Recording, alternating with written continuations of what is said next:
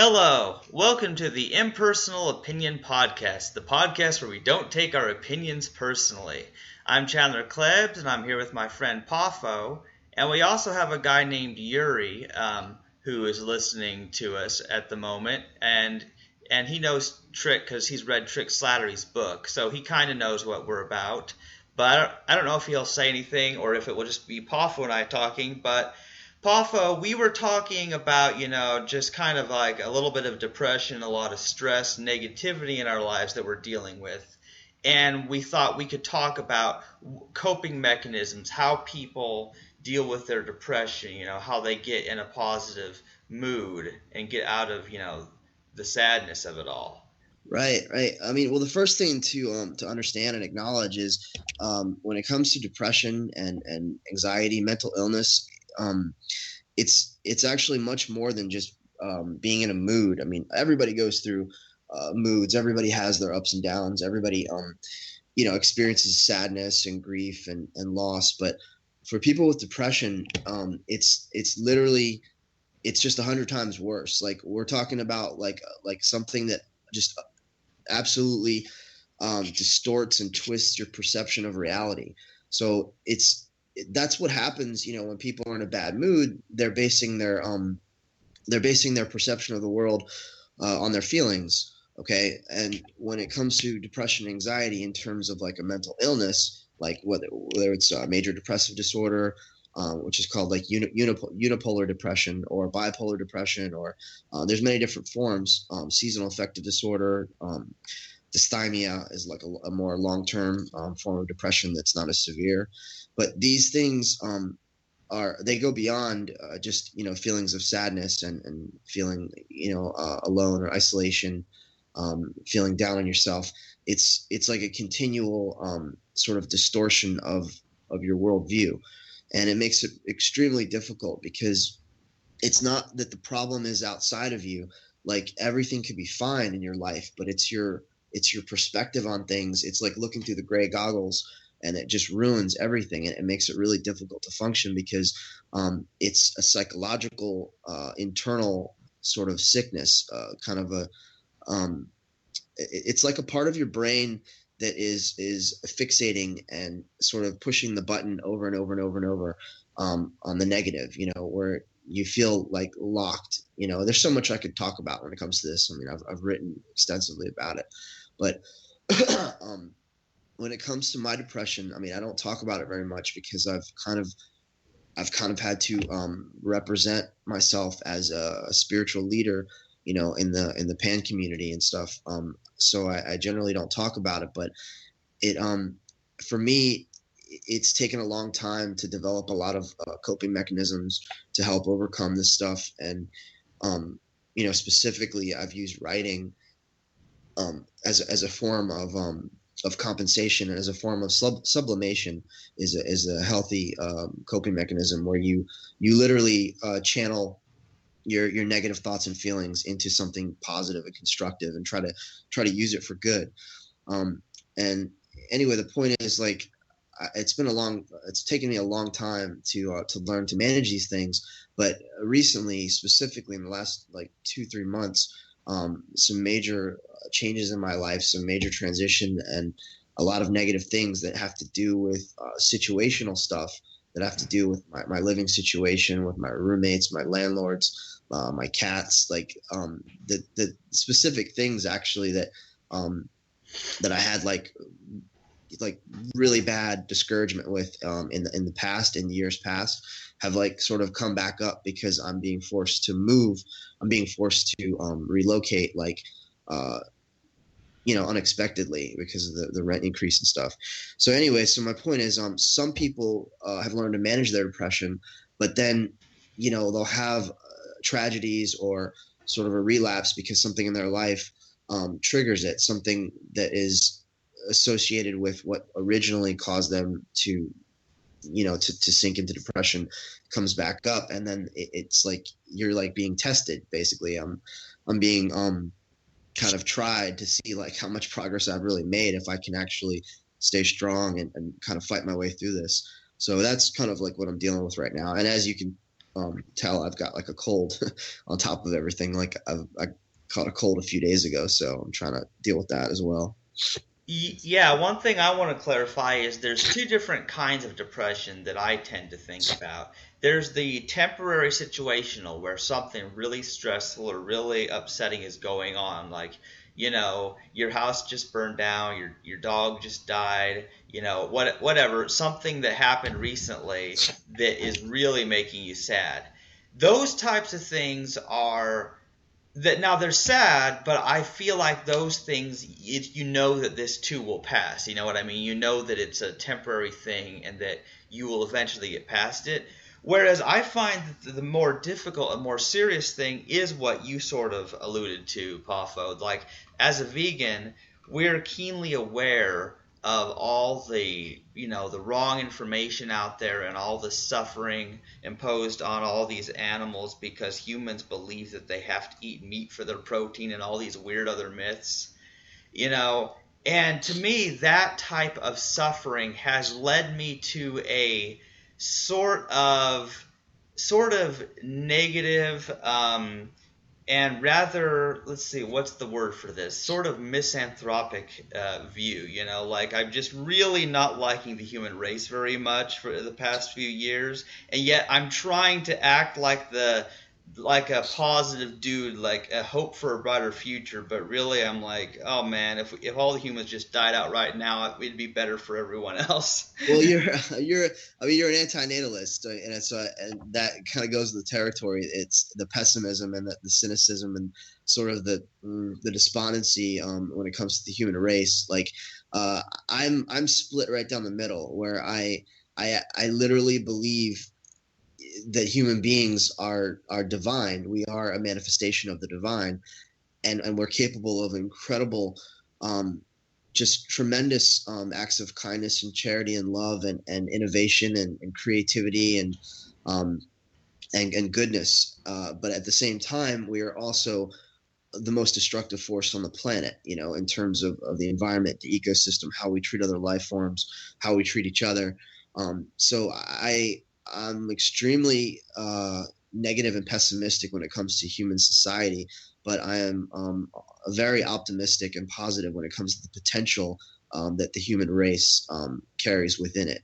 So, yeah, and I agree with your distinctions, talking about situational stressors and things that cause anxiety and sadness and grief, and then clinical depression. Clinical depression is essentially, I always say that depression is really not a good word for it. Like, I feel it completely understates the all-encompassing nature of this illness, that we're really talking about. It's like being ultra susceptible to discouragement.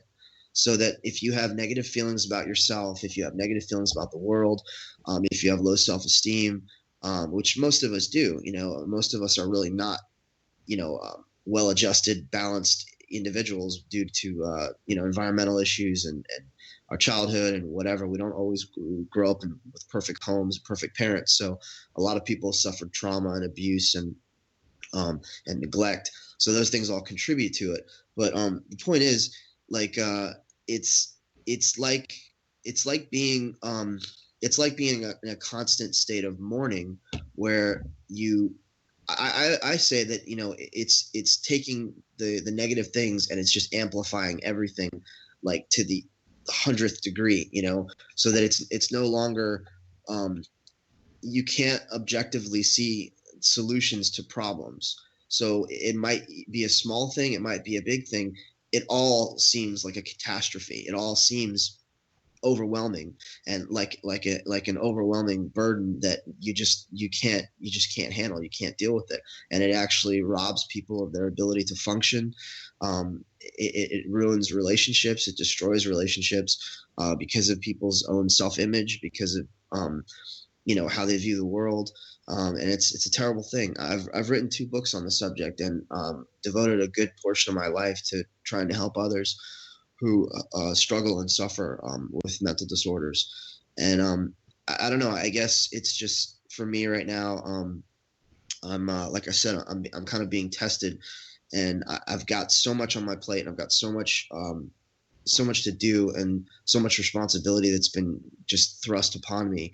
And if I make it through this month, I mean, it'll be a miracle because I have so much going on. But the point is, like these are the times when we really need to dig down deep and find ourselves, that center, our find our peace and our hope, and you know I would say look to others, look to your support groups and your friends and family. But honestly, like people will let you down, and you really can't look to anybody. You have to love yourself first and foremost, and you have to be your own best friend.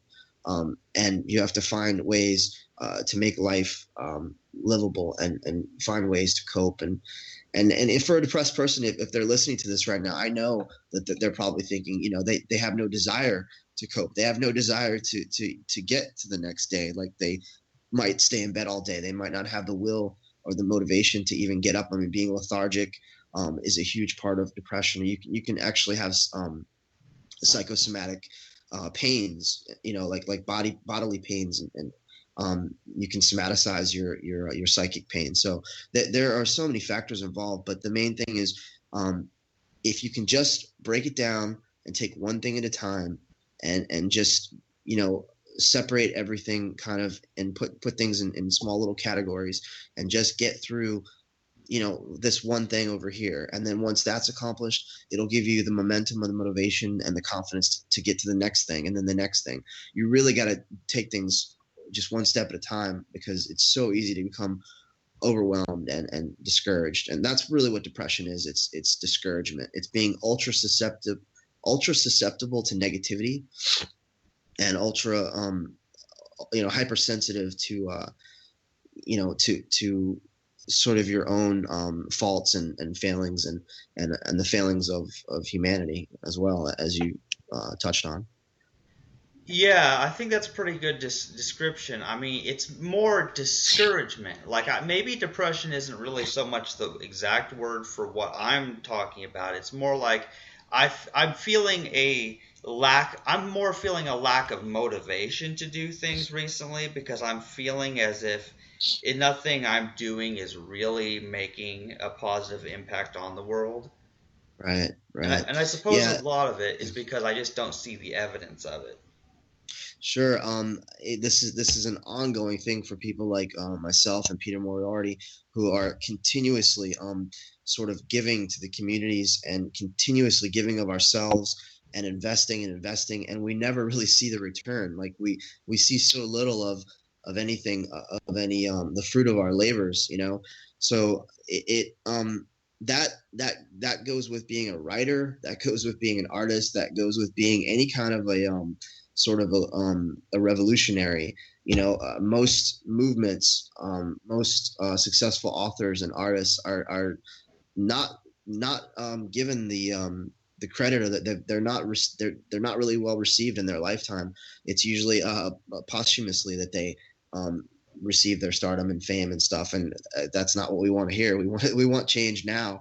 But in order for any movement to be successful, you have to acknowledge that it's something that goes beyond yourself, and it's something that you may not see come into fruition in your lifetime. So that's the calling is, are you willing to sort of sacrifice, and and if you get burnt out, as we all do, then take some time and like find your peace, and try and recoup, and do the things that bring you joy. Get back to what actually motivates and inspires you. And if you're not seeing sort of the results and getting the feedback that you need in one area, then it might be time to sort of rethink your tactics, or kind of reevaluate your strategy, and apply yourself in a different direction. Like focus all your energy and attention elsewhere, on another group of people. Use another medium if possible, because it might just be that the direction you're going right now, you're just not going to get the reception that you need. And we're doing it for for the animals, for the earth, for the world, for everyone else. But we're also doing it for ourselves, and we need, to we need our own sort of like our own reward as well. So do what you can, and do whatever is necessary to not be discouraged. If you need to take a break from everything for a while and just have a vacation, if you need to just disconnect from social media for a while, stop looking at all the all the horrific videos and stuff that we're trying to make people aware, raise awareness, and educate and inform people about veganism. Then whatever it takes, like don't turn off the news, basically, like let go of all the negativity, and just like get grounded again, and spend some time in nature, spend some quality time with family and friends, and just get back to the simple things, and just living and experiencing sort of peace and fulfillment in the mundane, in the average, ordinary, everyday things. Yeah, I've definitely been taking a break from social media recently. It's so much is not any good. It seems like first last year everything was about the election, and that was upsetting. No matter what source you're looking at, no matter what their point of view, I feel like there's never any good that comes from politics. I could be wrong, but I've never seen any real good come from that. And then like there was the holidays, and it's like it's always one thing, and then it's another, and then it's another. It's like it's almost like we need, like, in particularly with me, one of my struggles, Poffo, is, well, I work in a grocery store. I'm around hundreds of people going in and out of there, and so the more haywire they are, their mood affects me. Even if Right. even if I'm just focusing on stacking their groceries. Yeah, you're picking up on the energy of the people around you, and probably their ignorance and their stupidity, and their bad attitudes, and especially dealing with the public, man. When anybody that has a sales position, a sales job is, I don't envy them, because you just have to deal with so much crap, just from the general public. Like, that's why I don't want to work with the public. I just want to write and put my stuff out there, and not interact with people, because with people comes problems and baggage.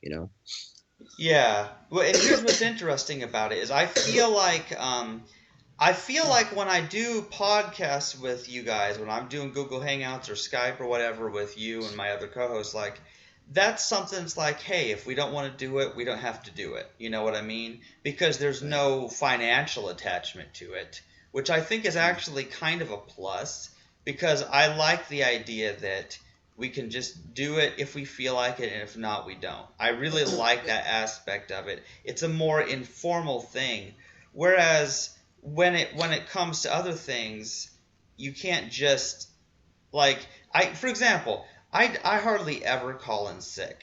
You know what I mean? And even times I'm not feeling well, I fake it till I make it, until, I had that time recently when I couldn't. And then the cashier is saying, you don't look so good. And then she tells the managers, it's like there comes a time when I can't fake it anymore. Yeah. But because of that money situation, where if I don't work, I don't get paid, then I do really push myself.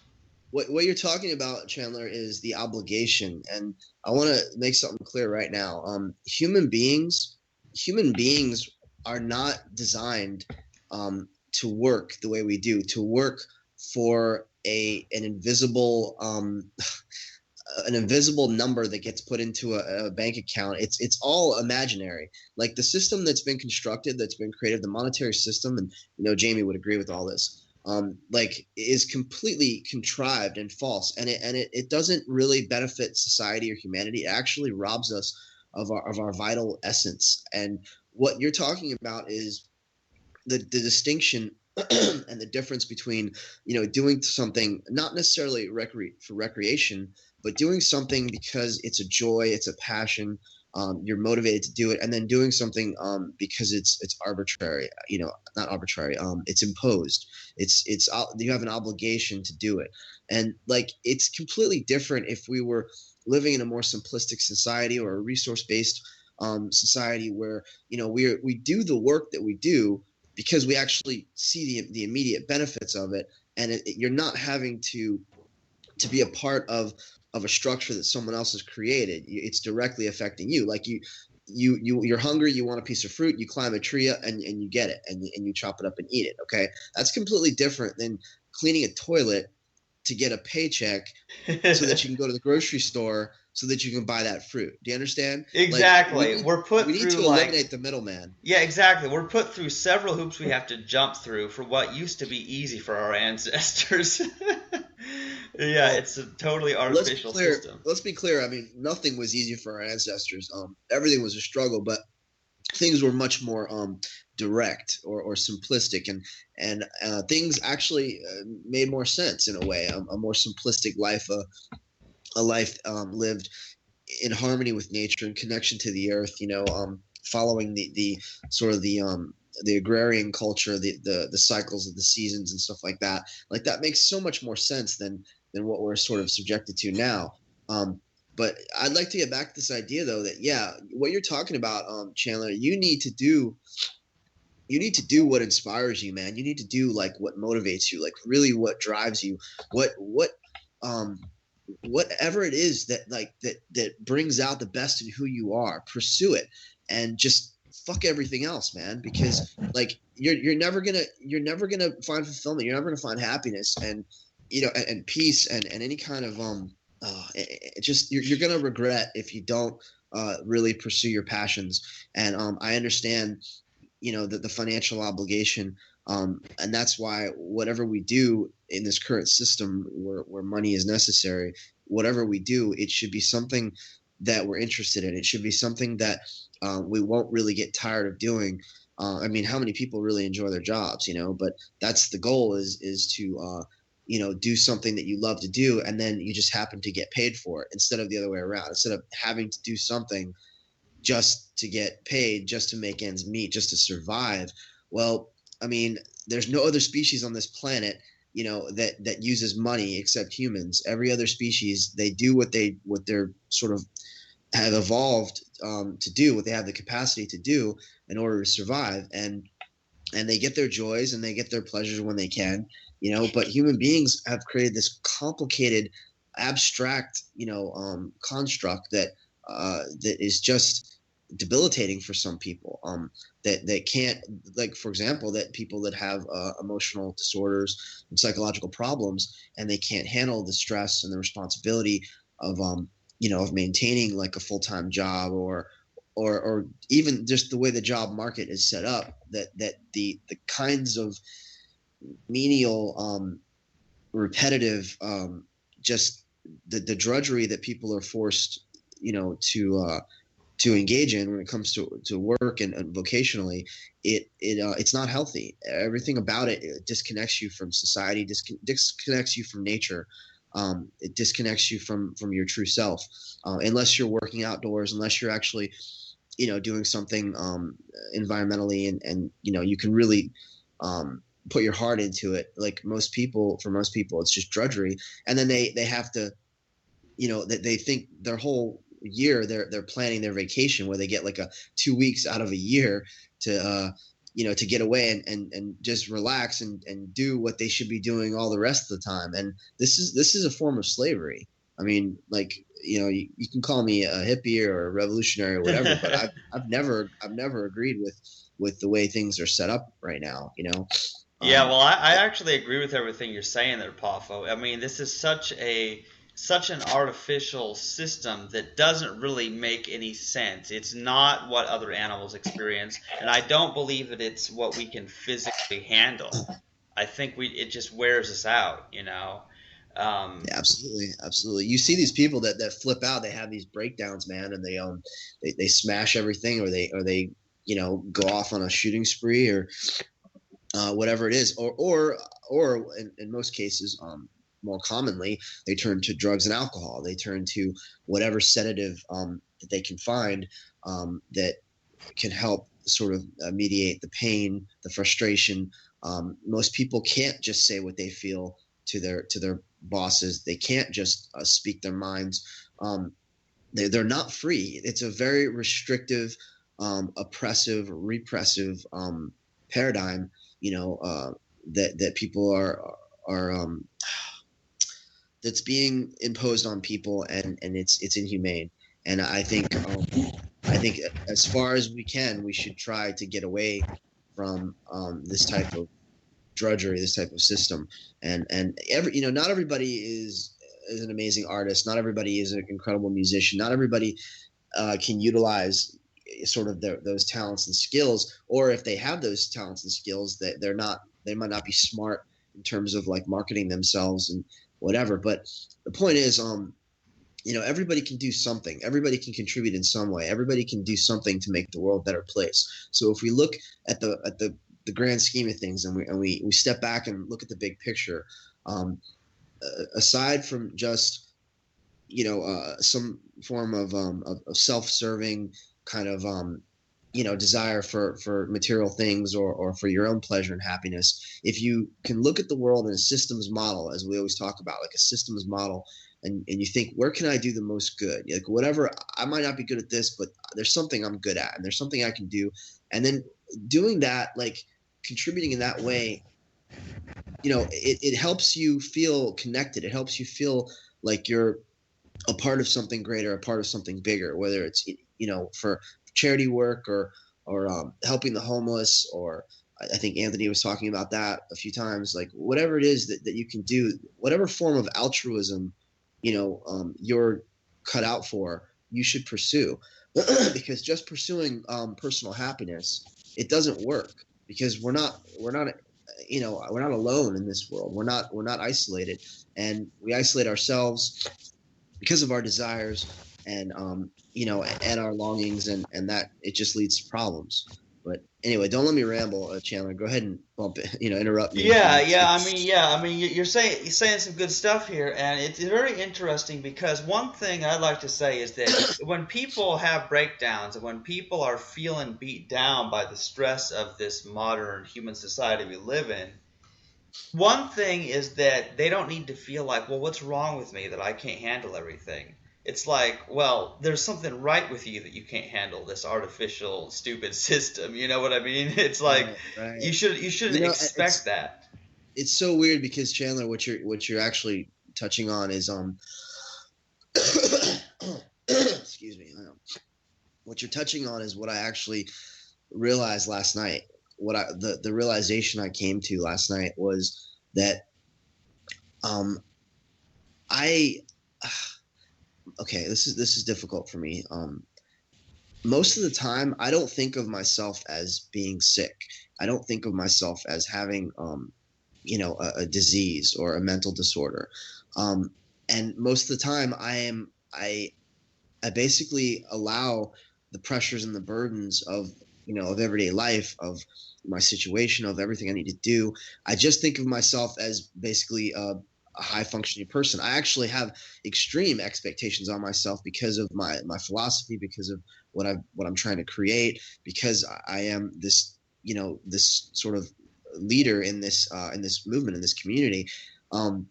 So I have these demands and these expectations, and I don't think of myself as being sort of broken or fragile or weak. And even in the language, we should not. It shouldn't be this. It shouldn't be this black or white dichotomy that, oh, we're strong or we're weak. The truth is, I'm looking at your icon again. It's black and white. It's both, man. Like, we are simultaneously very strong and capable, and at the same time, we are also very broken and damaged in many ways. Like, every single one of us has issues from our past. We all have our hangups. We all have our the things we struggle with. So it's like you have to see the balanced perspective and not think of yourself as being 100% this or 100% that. We're really a combination of all these things. So let me try to make this as succinct as I can. I realized yesterday that I don't think of myself as someone who has major depression. I don't think of myself. I feel like I've overcome so much of that, and I've worked beyond all that. But the situation I'm in right now is directly due to my depression and my inability to function and provide for myself and care for myself. I'm getting help from a parent, from my mother, financially. So most of the time I feel this tremendous guilt, this incredible weight that I hurry up and get my life together so that I'm not dependent on her, that so she doesn't have to help me anymore, that so she can be free, so I can be free. But I stop and forget that, it was just a few years back that I was suicidal. I mean, I was on the edge. I was on the edge of death, and I wanted to die. And I literally had to work and fight my way back from that, out of that darkness. And I was in a mental institution. I was pumped full of drugs. I dealt with so much shit that and I dealt with it on my own. Like every bit of progress that I made, no one helped me with my depression. Essentially, I helped myself. But I had financial help from my mom. But in terms of what was actually wrong with me, I did all the research. I learned myself, like what my triggers were. I learned like what I needed to do to overcome all this. And I used writing as a catharsis, and I used studying and sort of using the other aspects, the intellectual sides of my brain, and going so deep into metaphysics and occult symbolism and religion and philosophy and history, and studying science and biology and all these different things actually led to my pantheism. It led to biopan. It led to that, and I used sort of the emptiness and the loneliness and the isolation and the pain. I turned it around and I tried to make it into something good. I created a community. I developed this philosophy. So my point is that is a coping mechanism that I developed, but I forgot along the way that I still have issues, that I still get really discouraged, that I still have trouble thinking clearly, that I still get overwhelmed, that I'm not probably ever going to be 100%, sort of cured from that. I have to try to just maintain balance. And when those things affect me, like the specific things that are affecting me now, all the stresses and the pressures that are affecting me right now, I have to remember to not be so hard on myself, to remember how far I've come, and to not have the same expectations that the average person would have of themselves, because I'm actually recovering from this debilitating disease. And I never think of myself that way. I never think of myself as this sort of fractured, broken person, but I was, and I still am in many ways, but I'm coming out of it. I'm in recovery, and so that's a huge thing, is just being truthful and honest with where you're at in life. Not having over idealistic, unrealistic expectations on yourself, and just being true to who you really are and owning it, just embracing it. Yeah, I mean, that's a good point, Poffo. It's look at how far you've come, look where you've come from before and where you are now. Because if we're just looking at, from day to day, we may not see progress because it's so small. But I can look back and think to where I was back in my teen years compared to where I am now in my late 20s and think, dude, I'm feeling a lot better. I have a whole different worldview. I've published 5 books. All the stuff that I've done, over time, when I used to be suicidal in my teen years, and it's well, I've improved since then. So if that's any kind of an indication, maybe in another 10 years, maybe I'll be doing even better. That's a positive way of thinking of it. Progress, yeah. As long as you're making progress, as long as you're moving forward. And a big thing is, don't compare yourself to other people. Compare yourself to where you've been. Compare yourself to how far you've come. Don't, the continual sort of should thinking, I should be like this, I should be that, I should be this far in life, I should be so much further along, that will lead to discouragement. Absolutely. Yeah, I hope I didn't ramble too much in that last one, but Well, yeah, I you tend to talk a lot more than I do. I'm actually not that much of a talker. It might surprise you since I do these podcasts, but I yeah. actually am just not a talkative guy. Um, But yeah, I think we've talked about some important things, yeah, about the comparing yourself to other people. I think there's some deep trouble that gets when we get into comparing ourselves with people, then it doesn't work at all because there's no comparison. Like you can compare things only when they're similar enough to compare, and you can compare yourself now to yourself years ago, for example, but there is no comparison between yourself and another person because that other person has lived a different life, has different thought processes, had a whole different past. And so it's not like they're on the same timeline as you. They're not. There is no way to say that you should be doing what this person is doing. But people do that. They do compare themselves to each other, and there's a lot of suffering that happens when you do that. Because I got news for you people, there's always going to be somebody better or worse for that matter than you at any given topic. You said it, Chandler. I mean, you said it all. That's basically what I was going to say was that you don't know that their life experience, and you don't know, either what they've been through or the or how fortunate they've been. Like you don't know the blessings that they've had that have helped them along the way. I don't want to get too personal, but I have not had the same kind of encouragement and support that a lot of people have from family and friends. It's sort of relegated to maybe one or two people in my life, and I take what I can get from that. But other people who they may be overweight, they may not have they may not look physically attractive, but they're confident and they have a lot more going for them than someone who might be beautiful and attractive but struggle with depression, because it's their depression, it's their low self-esteem, it's their self-image that ruins everything. And then the sort of the person that you would look at and you say, oh my God, like how are they so confident, like how are they able to just like maintain and you take all these selfies of themselves and they present like this air of confidence. It's because it's been built up in them. It's because they've had that support from family and friends around them, and that many other people haven't had that. So like what I'm trying to say is like someone could be much better off than you, and you don't realize it, and so you're comparing yourself to them.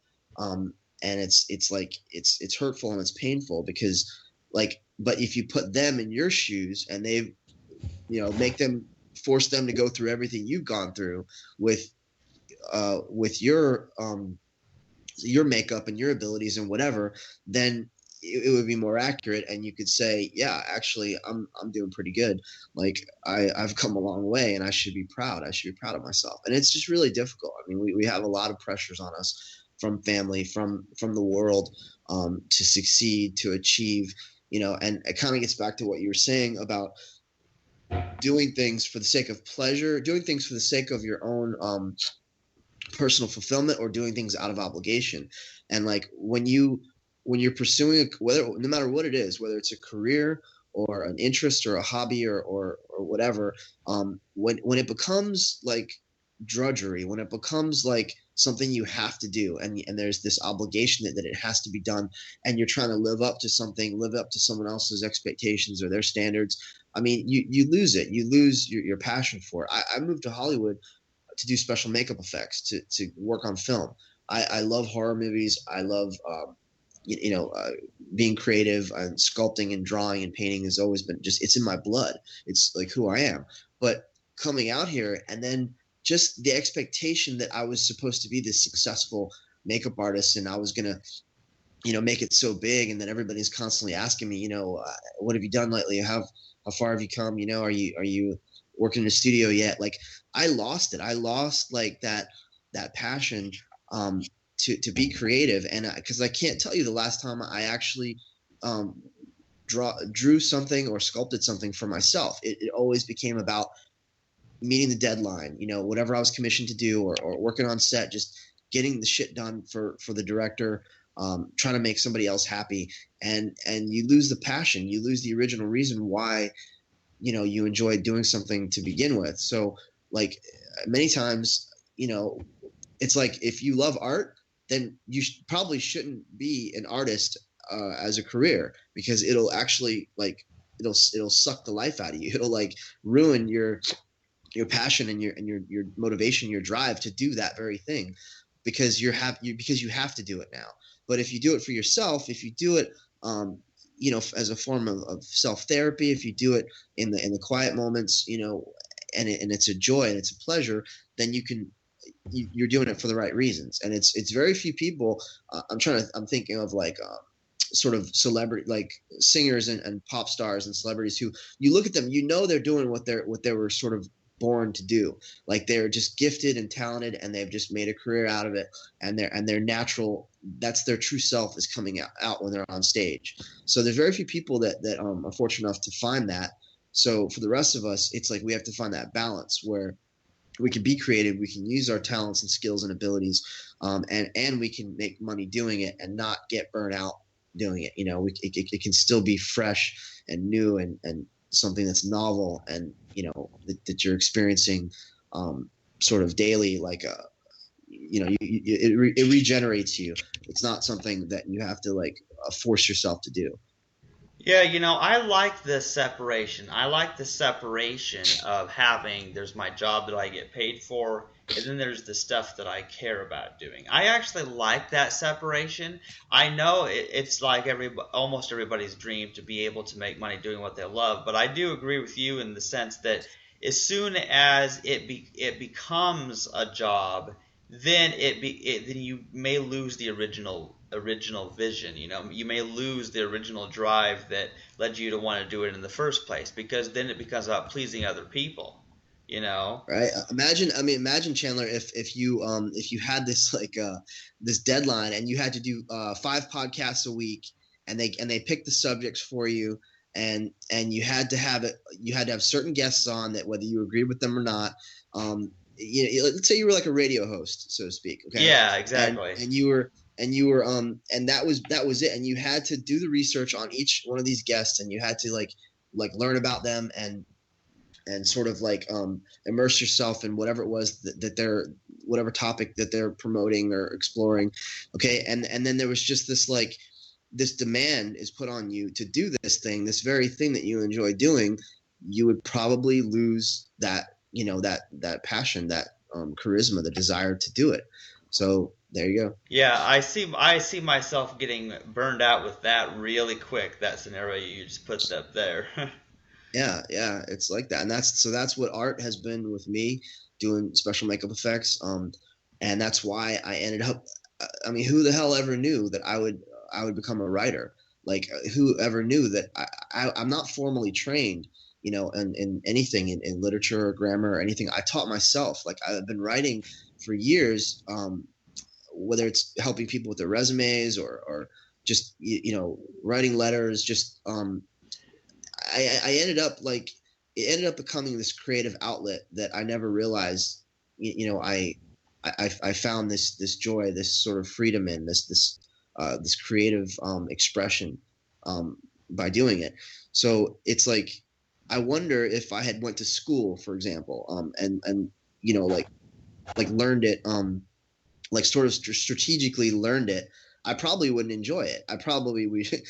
Because actually that's my personality. I don't like anything being imposed on me. Like, if you give me restrictions, I'm gonna break them. I'm gonna try to push out of those boundaries. I don't like being told what to do. I have this kind of rebellious streak that I just I don't like to conform. I want to do my own thing, and things only really have meaning for me when I'm doing it sort of under the radar, or like off the scope somewhere else, or I'm very much drawn to sort of subculture, like things that other people may not know about, or things that are obscure. I'm very much interested in like esoterica and anything that's like that's sort of counterculture, and so that's just like who I am. That's a part of my makeup.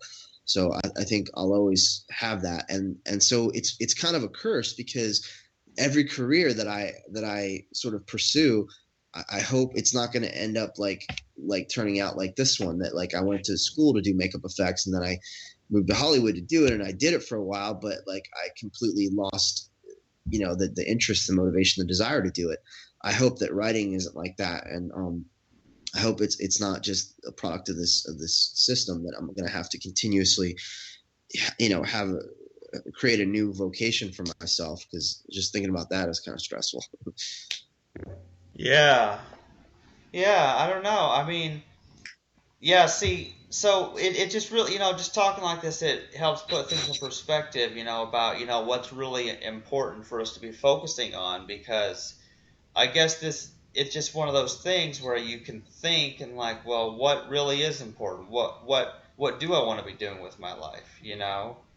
And there's so much there's so many things we could talk about when it comes to this, though. Like the idea of purpose and meaning, and like, really asking those deep existential questions of, why are we here? What are we meant to do with our time? And, do we have a destiny? Like, is there something that we're supposed to do, or is it just all up to us? And then there's just whatever is sort of most healthy and beneficial for us to do.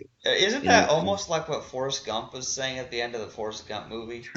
Yeah. Are we all just floating around? Like, yeah, do you have a destiny, or we're just floating around? He's like, I think maybe it's both. Or is it like Lieutenant Dan says, do we have a destiny?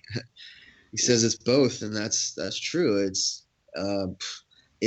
partly us, it's partly the influences around us, it's partly our internal makeup.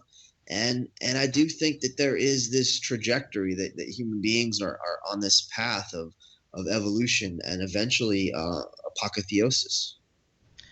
Yeah, definitely. I mean, it's interesting to think about, we're discovering our destiny because we don't know what we're going to actually end up doing, but we're discovering it day by day. And it's a weird thing, because it's kind of like a movie, because it's, you don't know what's coming next, and yet it's more like a puzzle, you might say, because you have to figure out how the puzzle works. Right. Yeah, the pieces are there. They're just all scattered and differentiated, and we have to connect the dots, so to speak. Yeah, it's like you're playing Sokoban. You know that game? What is it? Sokoban. It's like an old computer game where you're pushing boxes around in a warehouse, and you have to push this box over here to get out of your way to push this other box, and it's funny, but wacky puzzles like that. I actually enjoy those sorts of puzzles for some odd reason. I remember Tetris, Oh yeah, Tetris, of course. What was weird about Tetris that made it difficult is, well, you don't know what the pieces are going to be. Like, because if you got every time you played the level, you got the exact same set of blocks in the exact same order, well, then you would memorize exactly what to do. But part of the thing about a lot of games is you don't know what's coming next, and there's that unpredictability that people call randomness that really makes it hard to plan. And here's the deal, is this applies in real life too, because, well, we don't know what other people are going to do. We don't know what the weather's going to even be, all these different factors that we don't know what they're going to be, and we don't know how that's going to affect us, so we can't really make plans. So you might say, because of that, I've learned to just wing it most of the time. As far as, I have my work schedule, and I just make general plans of how I'm going to do stuff that I have to do. But the rest of the time, I don't even like to have a schedule. I don't like to tell somebody even a specific time that I'll talk to them on Skype or whatever, because I don't know what's going to happen. There's always something that goes on,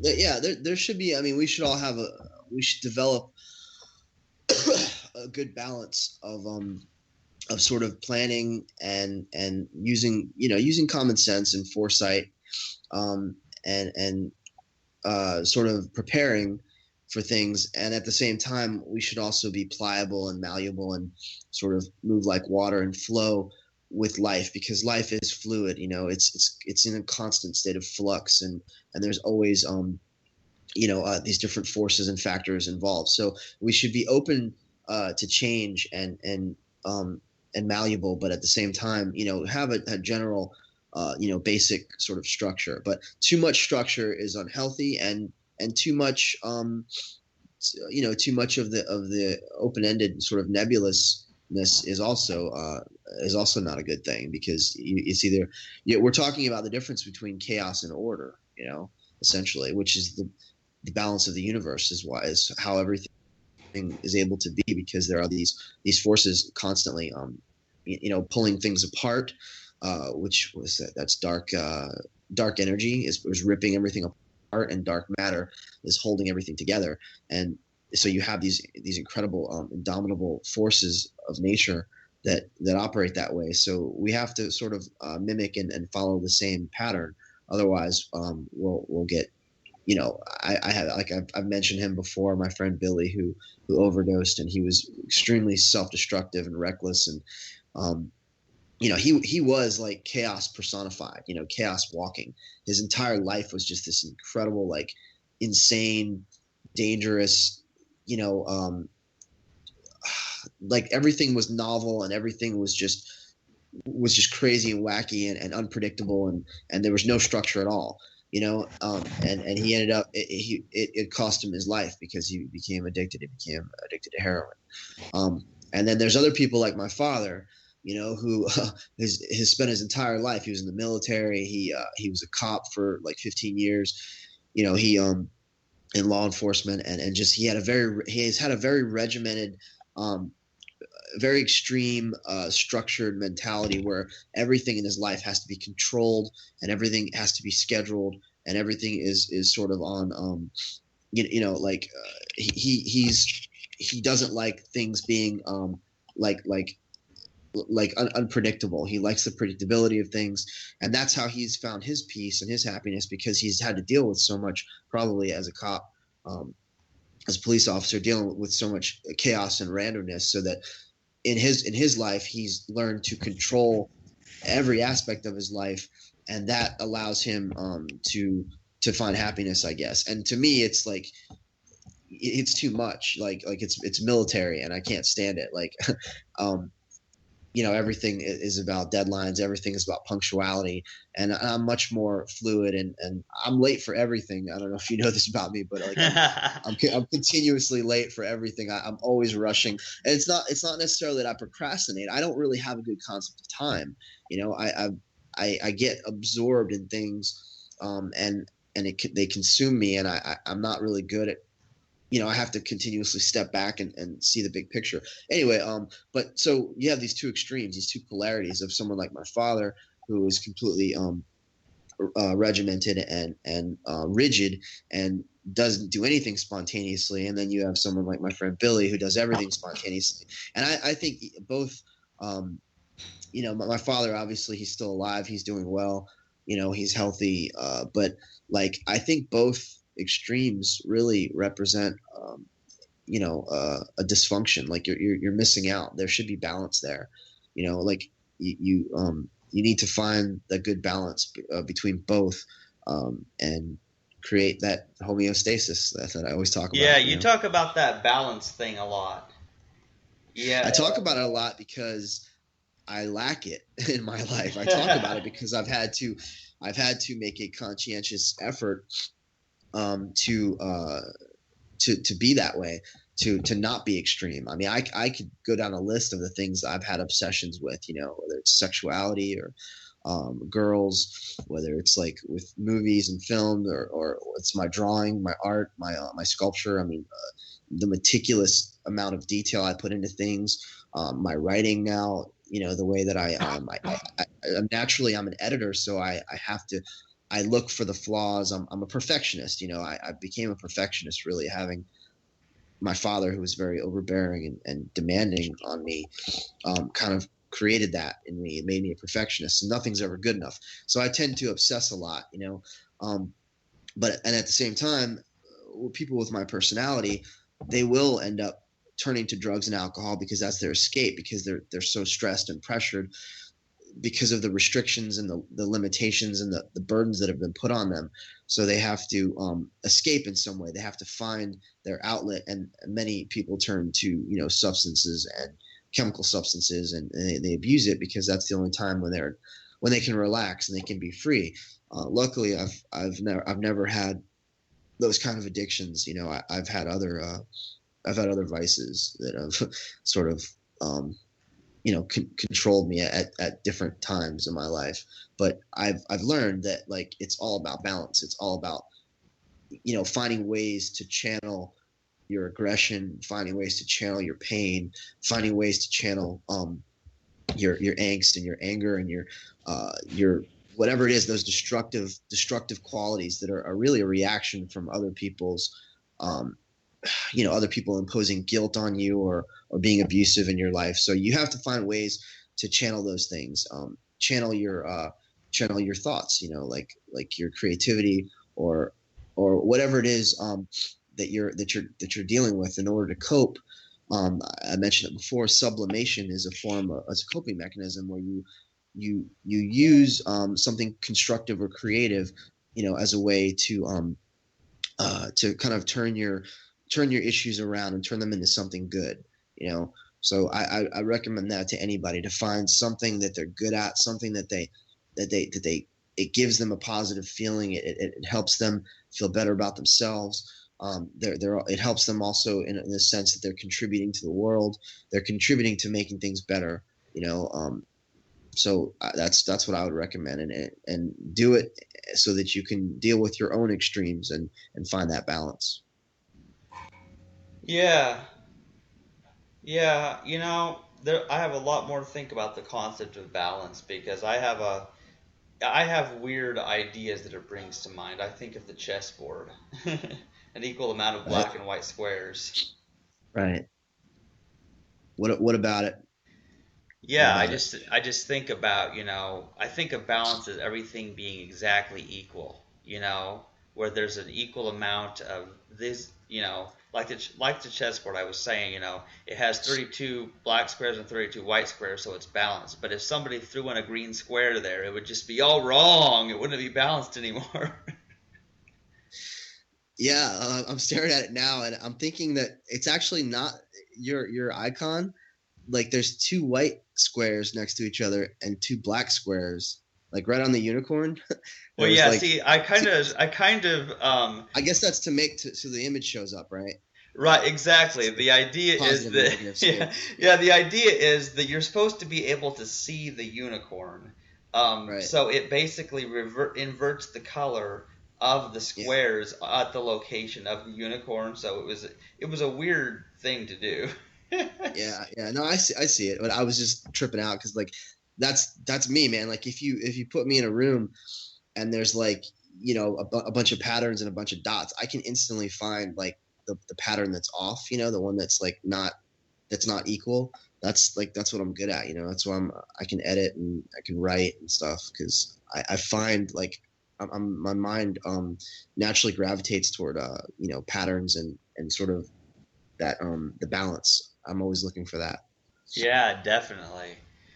Yeah, so now it's about 7, and I'm thinking that I might actually want to get off of here soon so I can take my shower and get to bed on time, like I hardly ever do. Because a lot of times what happens is when we have a big group and we're talking about something, then Yeah. I don't want to end it, but then I don't get to bed on time, you know, and Yeah, I mean, no problem, man. I mean, it's cool. I mean, thanks for giving me the opportunity to talk, and, you know, I'm always grateful for the chance to speak and talk about these ideas, and, you know, hopefully help some people and shed some light on some of these issues, because these are very complex issues, and you know, this is probably one of the more honest you know, podcasts I've done, because I never really, I mean, it seems like I'm always talking about myself, but I don't really talk about myself that much. I'm usually talking about the philosophy and the topics, you know, the issues. So well, yeah, definitely. So yeah, I mean, it was good. It was, you know, not a planned out formal topic or anything exactly. And I guess at some point, we'll have to figure out what to title this. And the nice thing is, I feel like there's so much was said that I didn't catch it all, but that's why it's recorded. Yeah, just go back and listen to it again, man. And you know me, I'll send you some suggestions on it. Yeah, So. yeah. Thanks for that, Poffo. So, I guess to anybody who listened to us ramble on, I mean, I hope you enjoyed this. I hope you find that balance and happiness in your life or whatever. Thank you for listening, and goodbye.